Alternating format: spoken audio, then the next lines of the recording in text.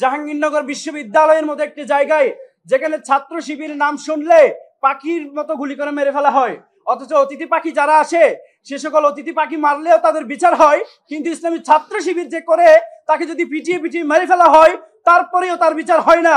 সেই জায়গায় দাঁড়িয়ে আজকে আমরা ইসলামী ছাত্র শিবির একটি পূর্ণাঙ্গ প্যানেল দিতে পেরেছি।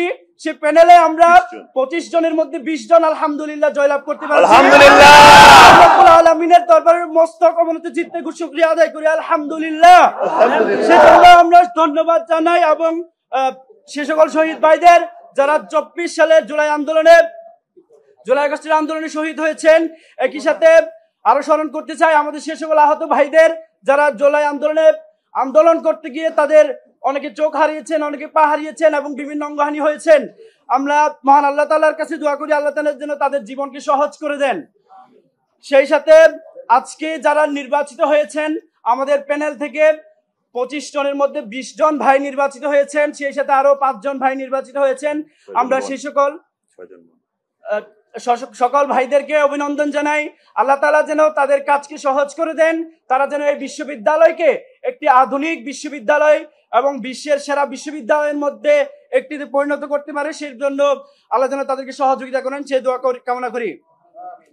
একই সাথে তাদের প্রতি একটা আবেদন থাকবে, তারা যেন তাদের দায়িত্ব যথাযথভাবে পালন করেন, কোনো মতেই যাতে তারা কখনো শিক্ষার্থীদের মতানৈক্যের বিরুদ্ধে গিয়ে কখনো বিরোধী কোনো কাজ না করেন, সেজন্য তাদেরকে আহ্বান জানাবো। কিন্তু বাংলাদেশ ইসলামী ছাত্র শিবির সমন্বিত শিক্ষার্থী জোট প্যানেল থেকে আমি ভিপি পদে প্রতিদ্বন্দ্বিতা করেছিলাম। আল্লাহ তাআলা চাননি যে আমি নির্বাচিত হই, তিনি হয়তো আমার জন্য এর চেয়ে ভালো কোনো কিছু আমার কপালে রেখেছেন, সেজন্য আল্লাহ তাআলা আমাকে হয়তো এখান থেকে দায়িত্ব থেকে বিরত রেখে আমাদের আরেকজন ভাই আব্দুর রশিদ জিদু ভাইকে সেই দায়িত্বটা দিয়েছেন। আল্লাহ তাআলা ভাইয়ের কাজকে সহজ করে দিন, ভাইয়ের কাজের মধ্যে বরকত দান করুন। এবং একই সাথে আমি আপনাদের সামনে অনেক সময় বলেছিলাম যে আমি নির্বাচিত হতে পারলে যে যে কাজগুলো করার প্রত্যয় ব্যক্ত করেছিলাম, আমি আব্দুর রশিদ জিদু ভাইকে সেই কাজগুলো বাস্তবায়ন হওয়ার ব্যাপারে সহযোগিতা করবো ইনশাল্লাহ।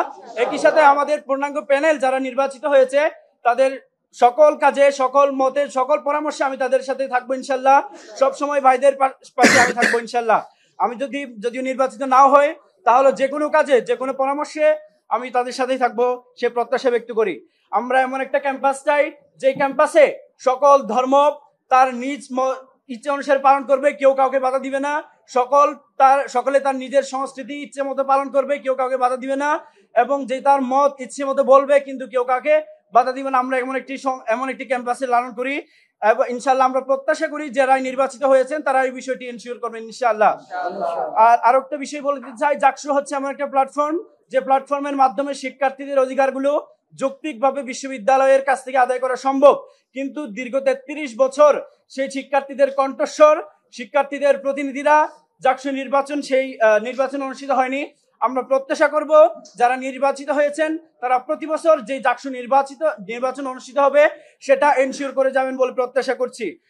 সর্বশেষ এই নির্বাচন অনুষ্ঠিত হতে গিয়ে শুরু থেকে আমরা বেশ কিছু ভুল ত্রুটি পরিলক্ষিত হয়েছে, কিছু অব্যবস্থাপনা লক্ষ্য করেছি, যেগুলো আমরা প্রত্যাশা করব আগামী বছর থেকে যখন নির্বাচন অনুষ্ঠিত হবে তখন থেকে এই ধরনের কোনো অব্যবস্থাপনা থাকবে না বলে আমরা প্রত্যাশা করি।